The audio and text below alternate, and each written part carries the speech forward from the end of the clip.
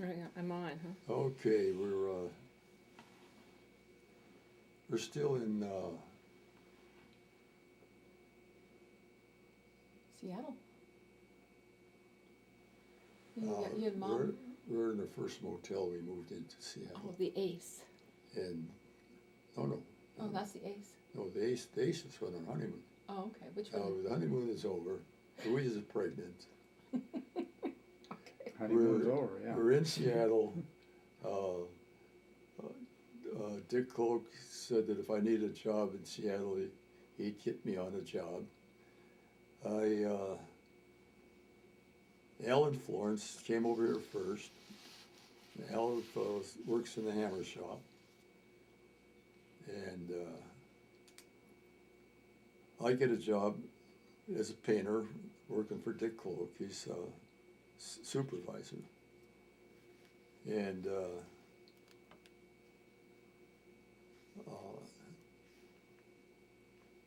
we're in this hotel, has 2 bedrooms, and I think Alan Florence are on this side, we're on this side.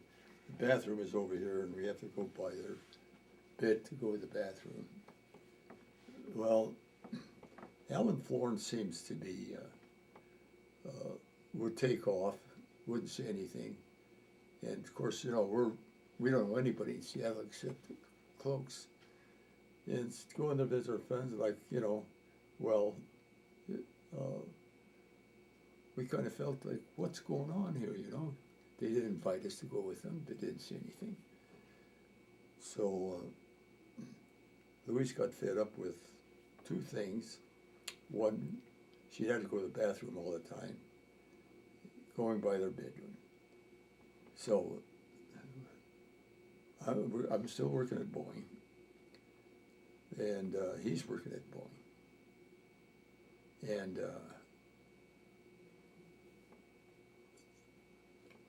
we decided that we need to get a hotel by ourselves.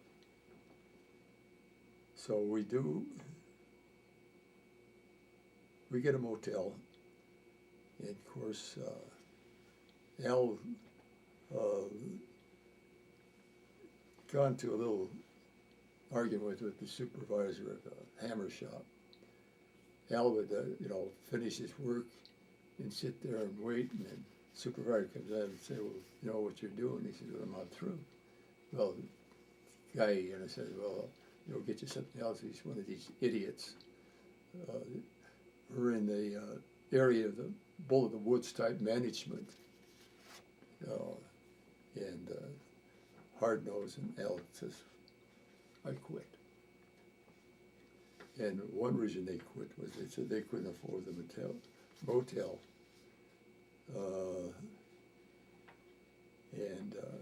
I don't know. So he figured he'd go back to Butte. Well, my eyes are so bad, they'll never take me, Real confidence. Take him in the service, you mean? That's Al. Mm-hmm. Well, anyway, Al goes back to Butte, and the first thing he knows, he's on a train. He missed that guess by a mile because he's one of these sharp guys who could answer all the paperwork. And then working at Boeing, he ended up in the Air Force as a navigation instructor. Kind of weird. Anyway,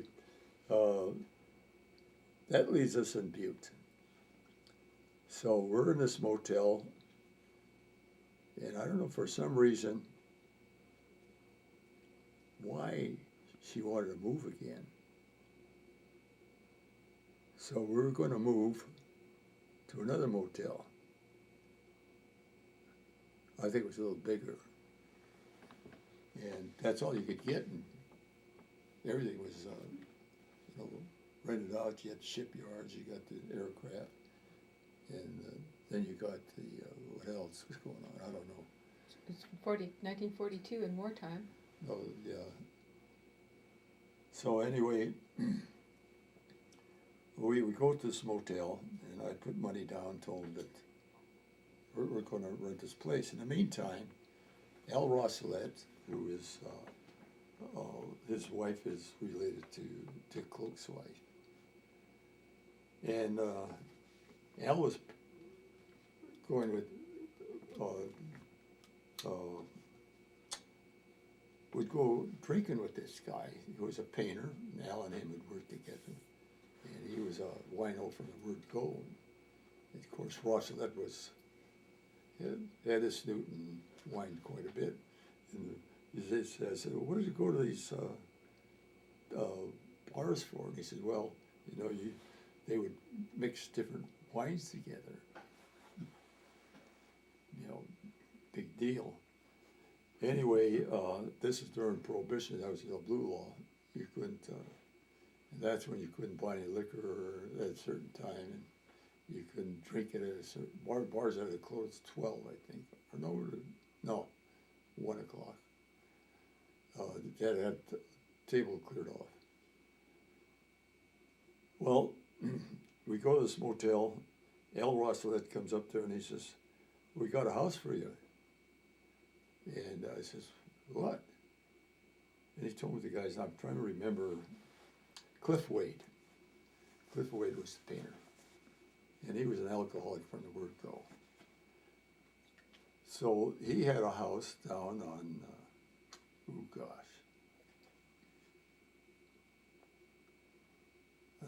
it's a main street going through South Park. And I can't remember. Well, I'll probably kick in a little while. So this is a single bedroom, has a hot water, has a stove in the basement to heat hot water. And, okay. So I've got this money into this motel. So I have to lie to this guy and tell him that, sorry, we can't stay because I've been drafted. And he says, well, I'm going to have to take part of your money for, sorry about being drafted. Okay, So we go down and we move into Cliff Wade's house, which is Rex next door to him. Well, his brother-in-law is named Lamb, and he's one of the aeromechanic organizers. Union organizers? Union organizer. And I don't know if it's Lamb or not, but I know it's Cliff Wade. And of course, we get all our stuff is in the back of the car. We go in there, made an agreement, pay so much a month and everything. So we got this house. I can walk from there down the block, cross the bridge, right into the Boeing gate. So it was a good setup. Anyway, what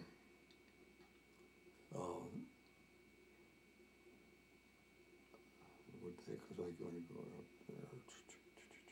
Oh, we were getting ready for bed after all this hassle. And Louise says, I think my water broke. Down to the hospital.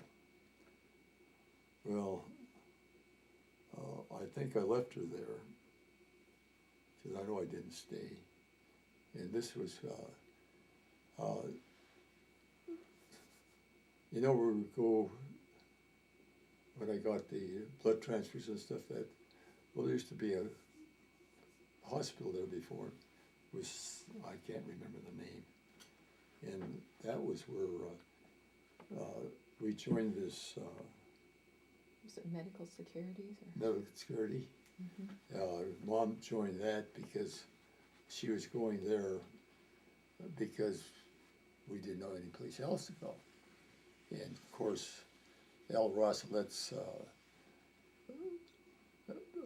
her doctor was overloaded and he wasn't taking any more patients. So we go down to security. Was it St. Joseph's or St. John's? The hospital, was it St. Joseph's or St. John's? Or? Oh, it was something else, I think. Okay. I'm not sure. Okay. Anyway, we go down there, and now Mom would have more information on this than I did, because I'm at a loss of, I'm quite sure I went back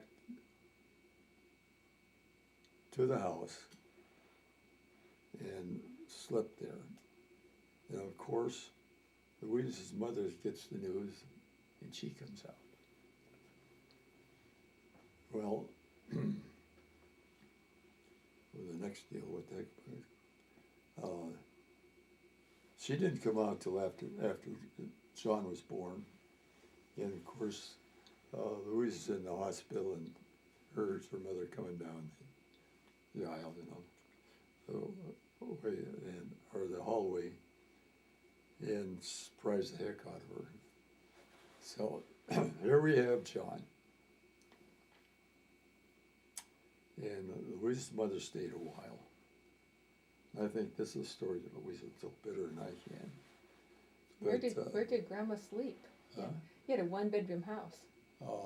I think we had a little room. We had the bedroom, we had a little living room with a couch in it. Gotcha. I think she slept on the couch. And then we had the stove downstairs. And we didn't have a washing machine.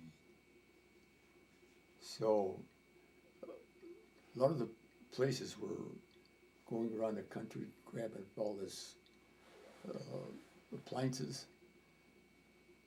So we finally got a bid on one of the washing machines, which the one with had the wringer and the whirly gig. So we used that. And she hung all the diapers down in the basement. I think her mother made all the diapers for John, not for her. Anyway, we're in South Park now. And we got this little kid, and Cliff's wife, they had a small daughter. And this Cliff Wade's wife really liked John. She would cuddle him, hold him, and then we would talk to him about, visit him, and just have a conversation. And he would tell us, he says, when we first got married, he says, we'd moved into a place. And he says, I'd paint it up, clean it all up, and have it real in good shape. And then he'd say that the owner come along and says he's going to sell the place. And he said, this went on for, quite a while. And I said, the old wheels start to turn, renting ain't the best thing. And the other one was trying to buy a house. So what I went through trying to find a house, you can't believe. I couldn't see the goddamn garbage. They were trying to tell you where house is. And one I remember is the one that had we're in Seattle here, heavy salt there, metal, square glass.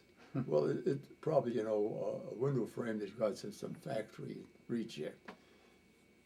And had a coal and wood stove. Bong. That's it. I told Louise, I've chopped my last piece of wood, I'm through with it. No more. So then we go back, and I don't know, Louise's, I think it's kind of Saturday or something. And I take a ride up through, this is Military Road.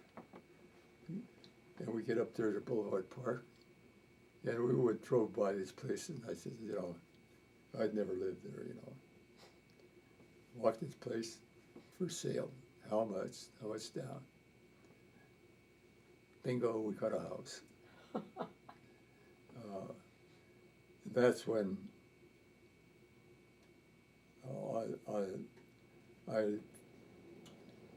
my brains weren't functioning very good, always thinking of money, not of what I could do with it.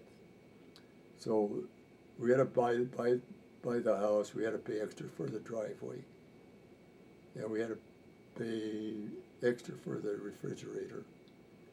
Then it came to the stove, and I wouldn't buy the stove. Why I didn't do it, just the idea I told her I'm not gonna sign another damn piece of paper. Which is dumb when you think it all out, that, hey, you can't buy this stuff. And boy, it didn't take me long to find out I made a big mistake. So now we're in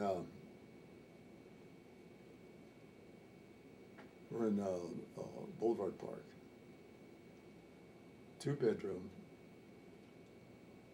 living room, small kitchen, and this was great. It had oil heater, and it had, as you might say, forced air. It had a fireplace, if I remember right, and small kitchen, and a little breakfast nook, attached garage. So here comes child number 2. That's Mary Lou. And I don't know what the object is, trying to fill up the house or what. Anyway, here we go.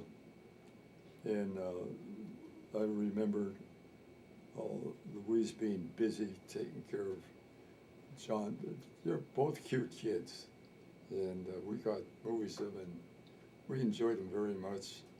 We being young and all that stuff, you enjoy your kids a lot more than you do today.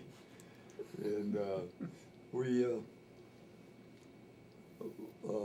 didn't have any place to go because we're still, I think, on a war footing. And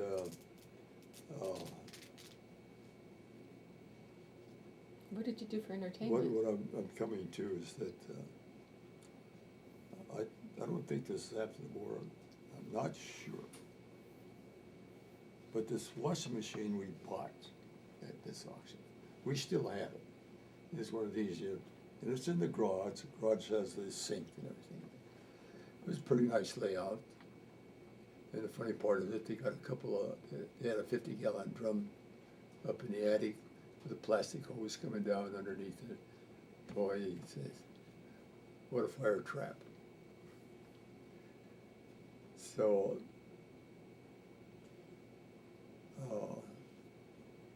my dates are kind of screwed up now because I'm not sure. But I remember Louise was busy, and I said, well, I'll do the diapers. So here I am. You got the washing machine here. You got a laundry tray there. You got another tray there. And you got the washing machine. So you got the washing machine. You put the wringer, go in there. You take this one, you wring it out. Go into this one. What? This is so damn stupid. You know, what are you doing here? You know, then to top it all off, the seal on the bottom of the washing machine breaks, and we're getting oil through it, pure oil. That did it. Now, I don't know if this is after the war. Probably has to be after the war. But they had what they call a Bendix washer dryer. I didn't ask Mom about that. I just went down, I bought the dog off. Now you just, this is the one you had to bolt down, because once it got going, it would walk all over the place. And put it in the garage, bolted it down, and then you just throw the clothes in. Then you go through the wash cycle and the dry cycle. And I don't know how much it cost. Anyway, Louise would say her neighbor would come over. because I had glass windows, no one's close. Oh, you sat there and watch him. Yeah. Pretty, So, almost like a TV. right. Well, you know, it was fascinating because none of the people had them. I says, Yeah. you might as well have something that you don't have to. I don't know how good the doggone machine was, but it was a lot better than dipping there, dipping there, dipping there. This way you throw them in and they come out dry. You didn't have to take them outside even. So this is one of our additions. What was the other one? Oh, me not buying the stove turned out to be a real pain in the butt for Mom. She had our friends Rosselet had an electric roaster. They lent us the electric roaster, and I think we had an electric plate. So we're like out camping, and we had these little kids, all these bottles had to be, oh, Christ, what a life. But we lived through it. And another incident, and I think this is still, I don't know what time of the year or what date it was, but this comes to mind, that of course Dick Cloak would visit us and so forth, and we were pretty much, you know, on a friendly basis. And anyway, when one day I decided to paint our kitchen cabinets, and well, it was not only that, I used to come home, I was working second shift, and everybody'd be asleep. What hours were second shift? Second shift was from, I think, 4 4 to to 12, midnight. 12:30 or something like that. So I one day I can't remember why I did it, but I decided to paint the kitchen. So before I went to sleep, I painted the whole kitchen. So they were following up that I didn't get the cabinets painted. So we were talking down the plant about this new rubberized paint. And, okay, I'm gonna paint my cabinet with this stuff.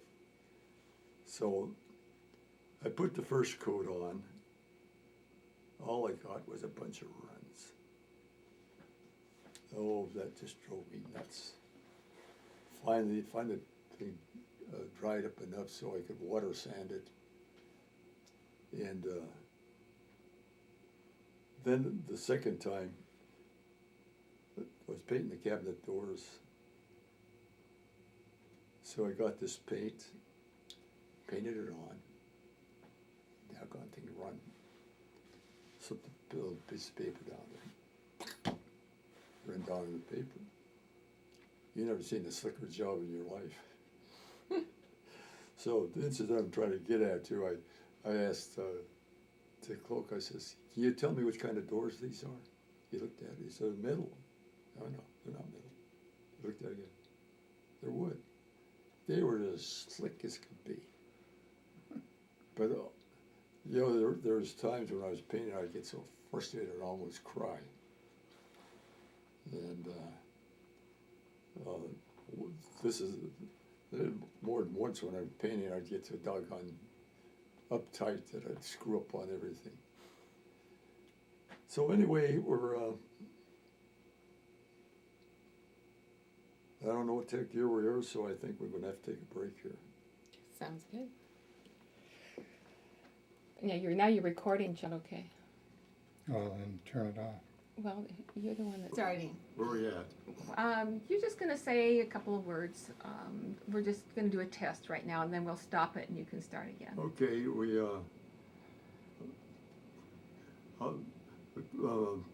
Chuck and Mary were visiting. Go ahead. Today is February 23rd, 2006. And Mary Lou and Chuck have been here helping us and loving us. And My husband Ed is my special guy.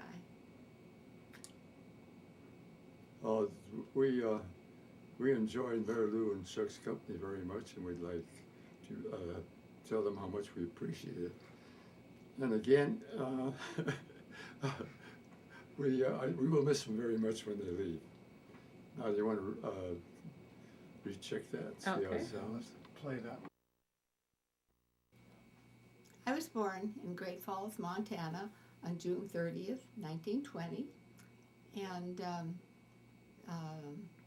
we lived in Great Falls until I was approximately 3.5 years old. How did you meet Dad? When did you We're first talking notice about- him? We're talking Yes, I about hear meeting that, me, Dad. not your. Yeah, you're right. Yeah. First What- time I saw Dad and noticed him was when we were at a picnic at his father's cabin up at Elk Park, right? That's right. And we were celebrating my mom and dad's 25th wedding anniversary. It was 1935.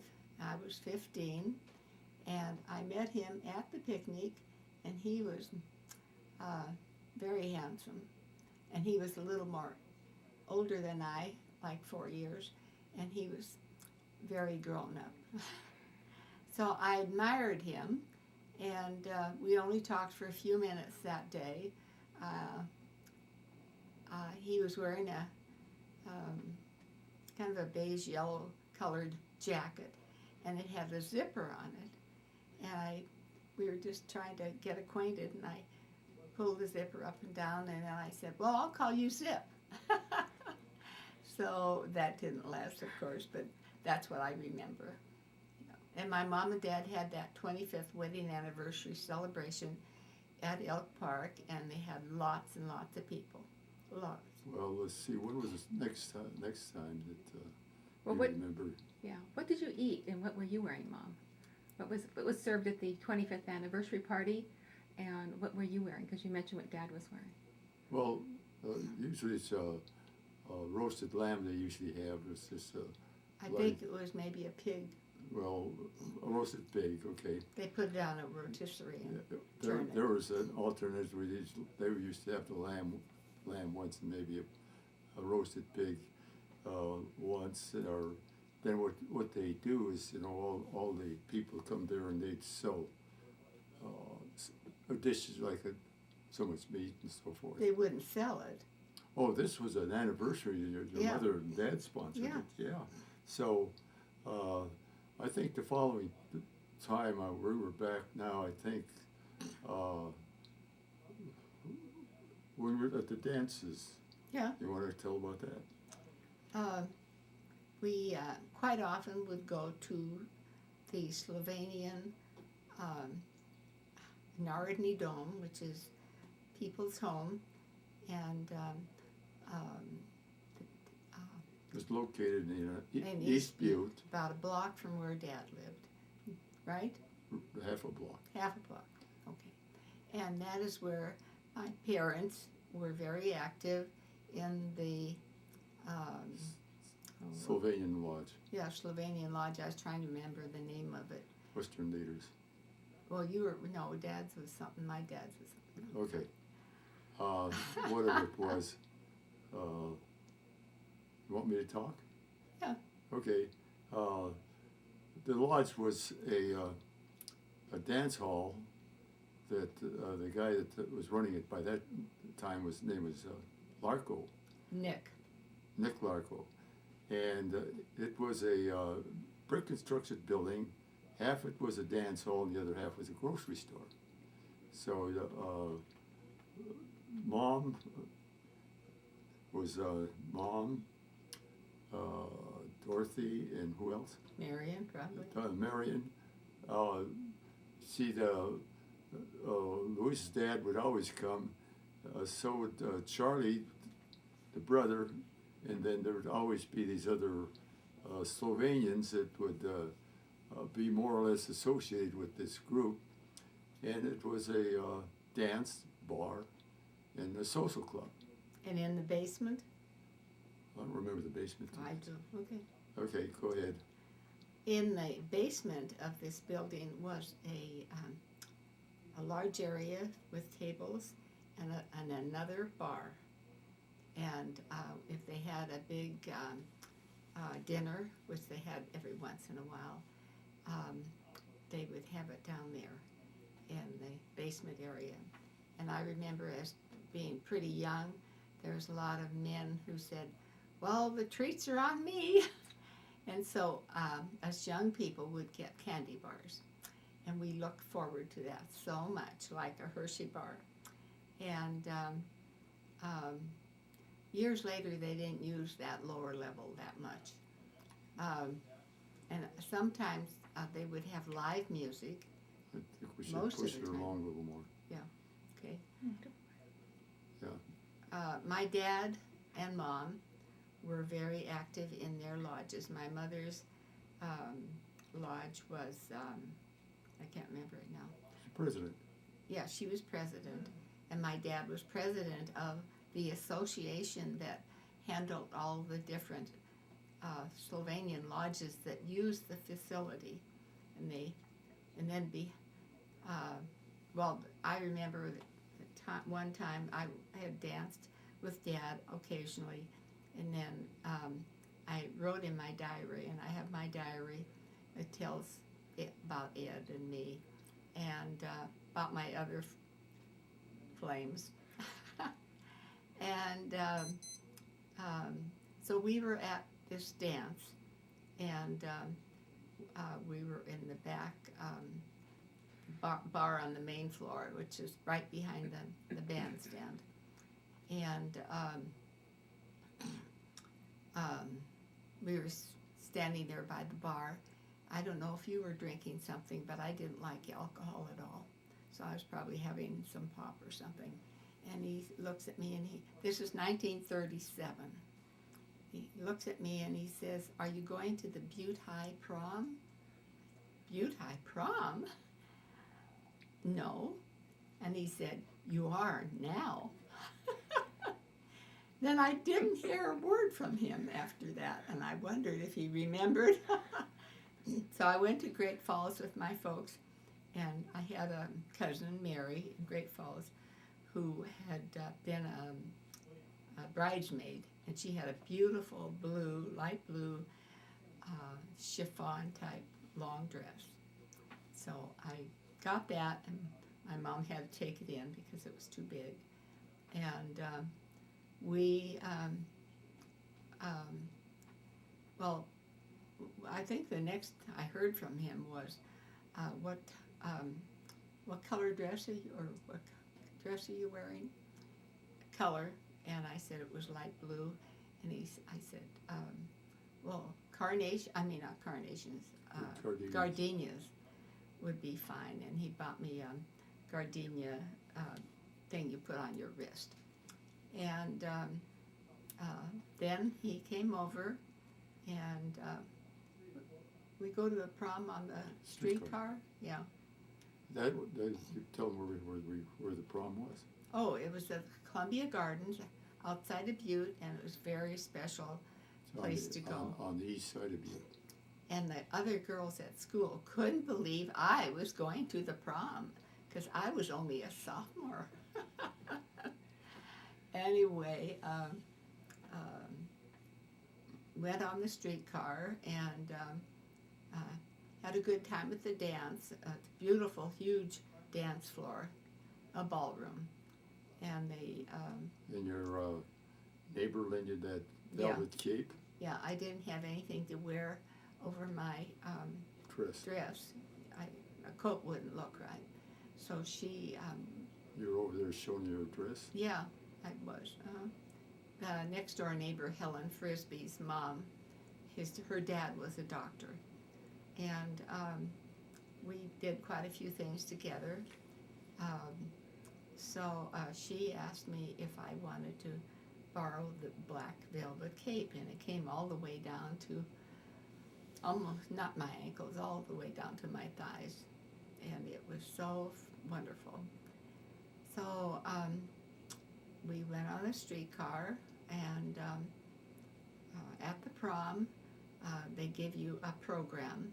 So you would sign up various dances with various people. And no, Dad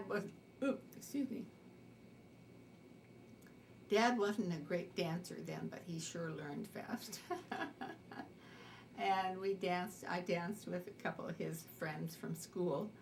This was the year that Dad was graduating from high school, 1937, from Butte High School. And what else? Okay, the story on this that I didn't have any money. What was one of the deals that I couldn't find the check ticket for Cape. You talk about panicking. You got a suit with all these pockets, and you go to them, and you probably went by it several times. So I finally found it. And Louise was, I didn't want to tell him that it was borrowed. Anyway, we finally got out of the Cumbie Gardens, and I didn't have a dime left. So what happened is we walked down the street, Montana Street, where I knew a bar of, was Zubik. Yeah, I can't think of his first name. What the heck was it? Merzlock. Oh, Merzlock. And that was on Park Street. Right, so we stopped in there and had a beer, and I went through a purse and I found a quarter, and that's the only money we paid for the beer. And it was kind of stupid. Then from there we walked it back home to my house. No, to Mom's house. From there, Wait, you forgot something. what? I was saying goodbye to you, and I was on the other side of our fence. We had a wrought iron fence, and he went to said goodbye and gave me a little kiss right by the lilac bush that wasn't open yet, of course. And anyway, from there I walk home. 5 miles. 5 miles.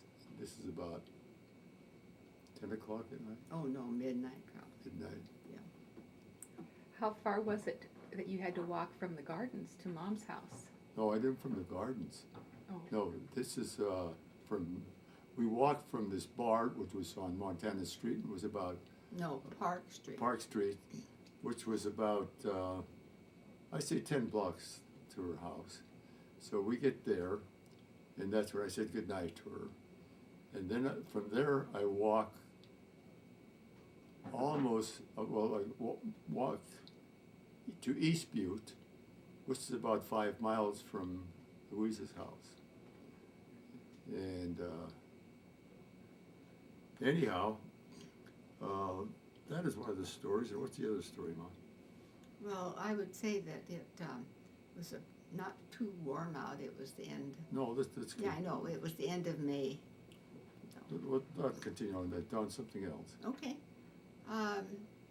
What do you think, Mary Lou? What should we talk about? Well, you're talking about the next time we met. Oh, next time we met. I don't remember exactly. I don't either. Dad did not have a telephone at his house. And tell him how you called me on the phone. Well, in this Nardini Dome. Nardini Dome, I says half was a grocery store. Well, this half, Larco moved to California, and I think Louise's brother Ed was living in the House. back house, and Chodnich had a grocery store. Well, I would go in and ask him if I could use the telephone. And I think by the time, about the 5 or 6 times that I got there, he finally found out, he probably knew who I was talking to. So I said, well, can I use your phone? He just waved me on. And it got to be pretty much of a habit because I didn't have a phone. And I would call her about around 6 o'clock every night, just about. I was always doing dishes when he called. My brother said, how does he know you're doing dishes? Yeah. So what's the next one? Next time, when we started getting a little more serious, I don't know, Louise had a few other dates, and, You did too have a few dates. no, I took one girl to a show one day, one night. And what about Carolyn? Prop. Mom, All right. what about her? Never mind. Crying out loud, she was almost twice my size, and I don't think that I would look twice at her anyway. It was just if in those days, you got a chance to go out with a girl, you got a chance to go out with a girl, and you weren't too fussy about it. And I did go up to this cute little blonde, took her to the show, and I just seen her once, and I was surprised she even accepted me to go to the show. You know, I was pretty backward or not the forward type, romantic type you were supposed to be at a young age or something. Anyway, Louise had a boyfriend, and I come to the place to see where we're around. When did you go to California? 19. I was a junior. Must have been 19. Oh, was it when there was during the people were getting the service, Oh yeah. and you went over for somebody in the service? To visit. Oh, in California? No, we went No. to visit Ray. He was in the service in Fort Lewis, in Tacoma. No. When's that? Oh, okay. All right, okay. But I have a question. When my mom and dad had their 25th wedding anniversary in 1935, you and George Markovich took Carolyn Prop to Boulder, which was, I can't remember how And- far, but not too And far. who do you think was? I was the second hand, and George was the first hand. What are you talking about? Oh, I didn't know that. Well, let's get back Yeah. to about when you went to Washington, and for some reason, she told me, she said, well, I didn't love you. I don't love you. And I said, okay. I said, you might have to just stick around. He No. never gave up. And I figured, you know, we're going to be part of the waves. So this is when what's his name? Tommy Gergerich and Tommy had a big Century Buick, and we used to go downtown, park the car on Park Street, and just watch The girls. there was girls who just watch the whole traffic go by. Anyway, That was their and entertainment. that's also where we would stop and get a pork chop. I didn't know what they call it. It was a pork chop. And Pork chop sandwich, they called it. okay. Anyway, the guy made that pork chop really taste good. I don't know what he did to it. So anyway, she's back there, and of course I write a few letters, and I always say, what the heck would I say? Well, that ended. Anyway, I'm not a No, good letter you didn't. writer. You didn't say love, you said as ever. Well, that's ever. So anyway, what happens now is that she comes back from Washington. She's a little more serious about me. And Well, what happened in Washington, we were staying at Redondo Beach, and it was, we had a cabin there, and there was a roller skating rink on the property there. And I used to go to the roller skate rink quite often, Art and Bill too. And there's all sorts of servicemen, soldiers, sailors, Marines, everybody. and they, of course, this was in 1941. Yeah, 41, and it was before Pearl Harbor. Okay, you came back. I came back, and I was so happy when we were there. I got a letter from him, and I was a little bit unhappy because he said, "As ever, Ed." So we just had some wonderful times together. We didn't have much money. We'd go to the Beehive and get a banana split once in a while. We go Where to we go? Beehive. Right, okay.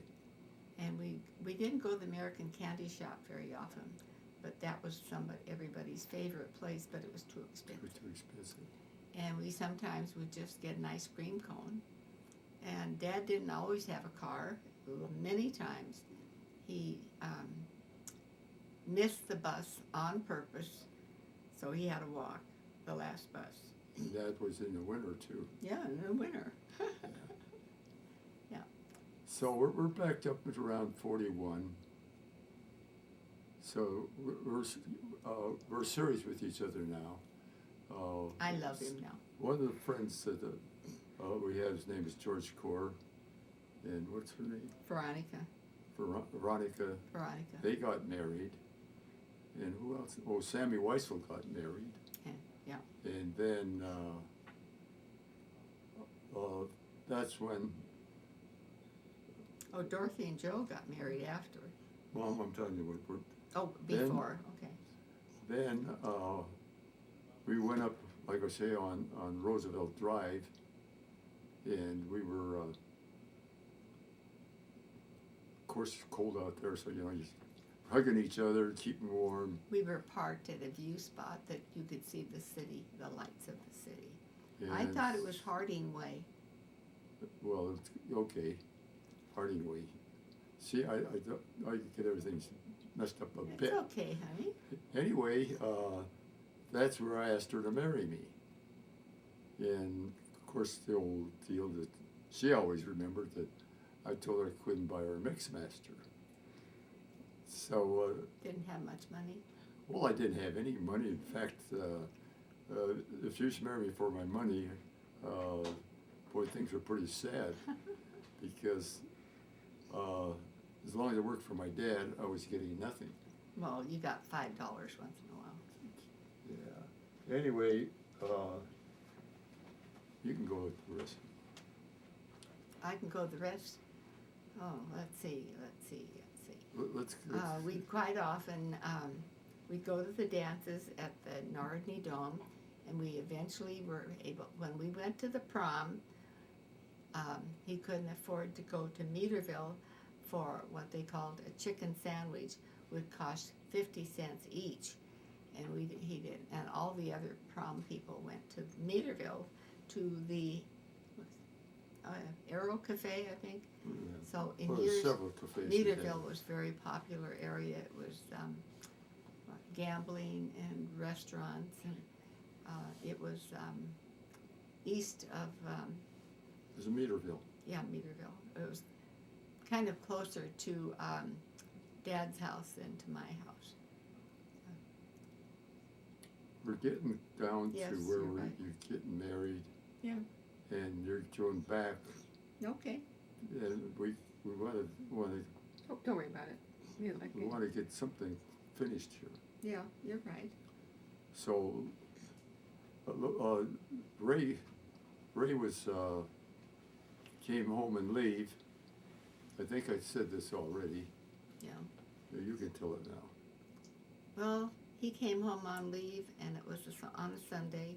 He had a furlough, 2 weeks furlough, and I took him up to my room upstairs, and I had a cedar chest that my boyfriend Ed had given to me, and we had bought a ring already, but we didn't want to announce our engagement. Who didn't want to? Me, because I had Veronica's sister was engaged for 7 years, so didn't want that to happen.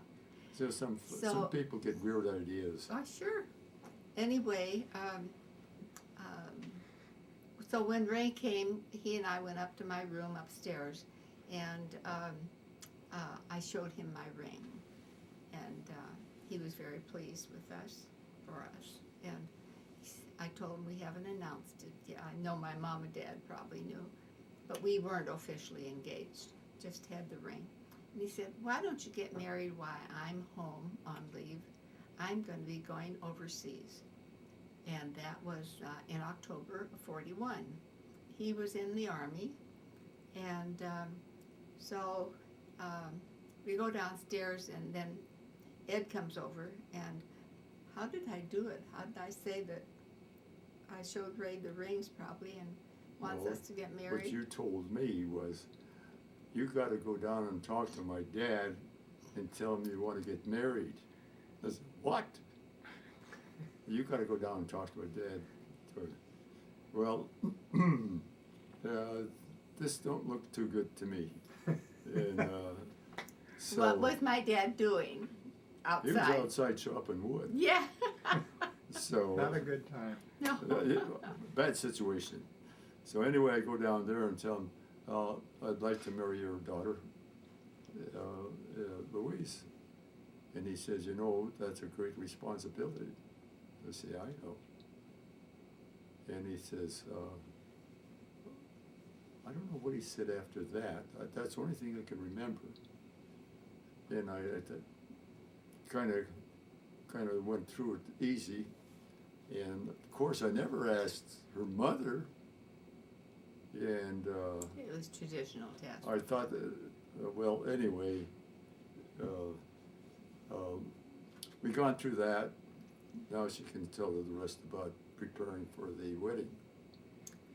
Well, that was a Sunday that we showed the ring to my brother Ray, and my dad said it was okay, and the fact that we had only 2 weeks to prepare, and it was in the old days they had to announce the bands 3 times on Sunday, bands of marriage, and so we went up to the priest up at Immaculate Conception Church.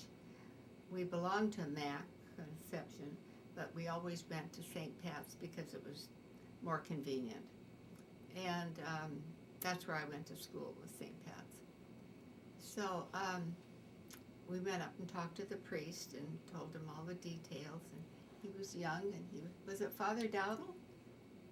I think so. Father Dowdle married us. He was very young and good looking. Anyway,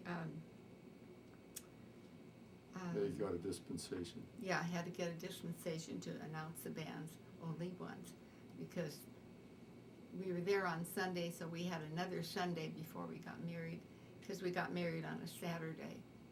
And then we had to get busy ordering the announcement, the invitations. Had to order them and send them off. And that was what I did. That was my job. And then, of course, telling all the relatives in Great Falls. We had lots and lots of relatives in Great Falls. We used to visit there all the time. Let me interrupt you. Yes. You were, before I asked her to marry us, she was working for commercial bank in Butte. No. Huh? Was it? I was working for Zubik for a while. I'm talking about, Excuse me. you're losing the doggone deal, I'm talking about commercial bank, Commercial credit. commercial credit. Yeah. So what's that got to do with Zuby? Okay. Never mind. Huh? You're right. Thank you. Anyway, she was working, and of course, she was making money where I was working and losing money. I wasn't getting anything. So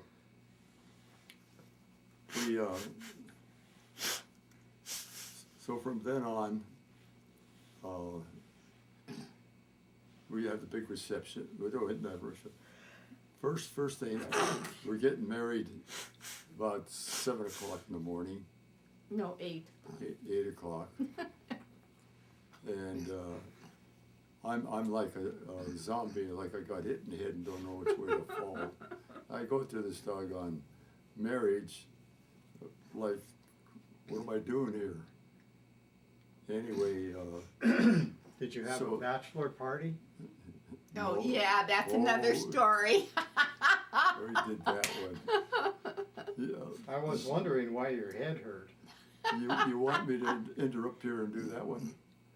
Okay, Sure. I think it was, Louise is having a little Right, shower, bridal shower with bridal shower. Dorothy and Marion, So Elle, her brother, my we're brother, we're going out and have a bachelor's party. and who else? Joe Garvey, Yes, Dorothy's, Dorothy's Boyfriend. boyfriend. So anyway, Al kind of frequents a bar and he plays cards in these places, and he knows all these people around. So we get in this bar, and of course, I don't know who takes buying the drinks because I don't have any money. I think Al had the money or somebody. Al was working. Al was working. That's right. So anyway. I'm sitting at the bar, and here this gal comes up and says, "Oh, I understand you're getting married." She says, "Well, would you like to go to bed with me?" We have to edit the rest of This it. is the bachelor party. And I says, "Hey, I've waited so long." I said, "In a couple of days, it ain't gonna make any difference." I said, "No." And Oh, she's- Joe oh, Garvey. Wait a minute. Okay. No, she said, "Well, you know, I'm nice. I'm a nice person and so forth." I said, "I think you're a nice person," but I says, "I don't need it." I says, "I'm getting married," and I says, "What do I want to go and play around for?" Well, at that time, I'm so rum-dum, don't know what I'm doing anyway. He's had too much to drink. So I'm eating nuts or something and drinking. Well, What were you drinking? darn if I know. I think it was some kind of liquor. I see, at this point, I don't even remember what the heck I was doing half the time. What was the So- name of the place you went to? I don't know. I do. What is it? Duck Inn. That was the name of it. Dutch Inn? Duck Inn. Where was it? Down on Arizona I wouldn't know. and on kind of a, I don't, you know, that was the first time I ever went in a joint. yeah, my brother Al used to go there. And I think that I didn't know where it was in the first place. So Al takes us up to Louise is having the Right. shower, and of course it was at Dorothy's. Dorothy, well, Louise's aunt's, Yeah, Aunt Mary, Aunt Mary's Uncle house. Charlie. So I walk in, and I am loopy. Only loopy. I'm starting to turn green. So I said, "So I want to thank all you people for Ladies, the gifts for Louise and I." And then I asked Louise, Aunt, Mary. "Can I use the bathroom?" So what then? My head goes into the toilet, and I threw up like you couldn't believe, and that was a bachelor's party that I didn't want to repeat. So consequently, then we followed the wedding, and like we said, the wedding was early in the morning, and Babe was best man, and Marion was bridesmaid. Yeah. And we had this 41 Willis that they let us ride in, real nice. And as we're getting out of the church, which was a church under the school in their basement, Immaculate because they're building a new church. And as we're leaving, it is snowing. And go Let me ahead. say something. Interesting, it was pretty cold out. And of course I had my beautiful bridal dress on, had a train and a veil and everything. And my mom helped me pick it up. Oh, she had a nice. Yeah, we couldn't order one because we didn't have enough time to do that. But when we were in the church and said our vows, Dad said, I'm going to say it. he said, Eileen, Louise, Lucine, I take thee. I'll never forget that. Okay, it was snowing outside. Were you leaning? Yeah, it was snowing outside. It was snowing outside, and we went to breakfast. Where did we go for breakfast? Moxham. The Moxon On Broadway. Cafe on Broadway. The reason we went there because of all the relatives from Great Falls and everything, because they couldn't handle it at their house. So anyway, we get our pictures taken at Zuby's. that big picture on the wall is one of them, and he retouched our faces so much that we don't even look like real people. And I used to work for him. he, we looked at it. I looked at it several times, and boy, they'd been better off if he just shot the pictures and put them on with all the wrinkles and everything on, because so at least it looked halfway looked like this. Well, he also took the pictures of the four of us, you and I and Babe and Marion. Yeah, but Yeah. he was something else. Yeah, I agree. So You now, know, now we go to the reception. you know why we went Never there? mind, forget Your him. dad knows him, Well, knew him. You don't know what forget means. No, Okay, let's go. We go to the Moxon. We have breakfast. Then we had our pictures taken. We're going back down to the house because we're greeting all the people that come in. We're out there shaking everybody's hands and all that stuff. And if you see a picture of me, I look like I'm starved to death. My hair is